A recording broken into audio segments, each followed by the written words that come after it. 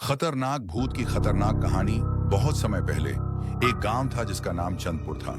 चंदपुर के पास एक घना जंगल था जिसे लोग शैतानी बाग कहते थे। कहा जाता था कि उस जंगल के बीचों बीच एक पुराना मंदिर था जो अब वीरान और सुनसान था। गांव वालों का मानना था कि उस मंदिर में एक खतरनाक भूत रहता है। कहा जाता था कि कई साल पहले एक तांत्रिक ने वहां अपनी साधना के दौरान एक अधूरी पूजा की थी।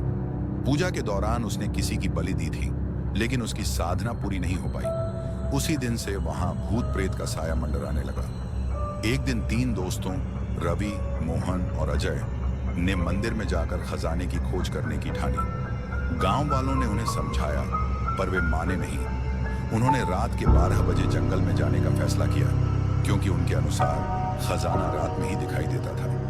रात के समय जब वे जंगल में पहुंचे तो सब जगह सन्नाटा और अजीब सी ठंडी हवा बह रही थी। जैसे ही वे मंदिर के पास पहुंचे, उन्हें एक अजीब सी आवाज सुनाई दी। मंदिर का दरवाजा खुद ही धीरे धीरे खुल गया। अंदर घुसते ही उन्होंने देखा कि एक बड़ा सा शिवलिंग रखा था और उसके पास लाल कपड़े में लिपटी कोई चीज पड़ी थी। मोहन ने जैसे ही उस कपड़े को छूने की कोशिश की, उसके हाथ पर किसी ने ठंडा हाथ रखा। उसने पीछे मुड़कर देखा तो वहां एक औरत का भूत खड़ा था। उसका चेहरा जला हुआ था, आंखें सफेद और बाल बिखरे हुए थे। वह जोर से चीखी और मोहन वहीं बेहोश हो गया। रवि और अजय डर के मारे उसे उठाने की कोशिश कर रहे थे। तभी वह भूत हवा में उड़कर उनके पास आ गया। उसकी आवाज गूंजने लगी, तुम्हें यहां नहीं आना चाहिए था। जो यहां आता है वह अपनी जान देकर ही जाता है।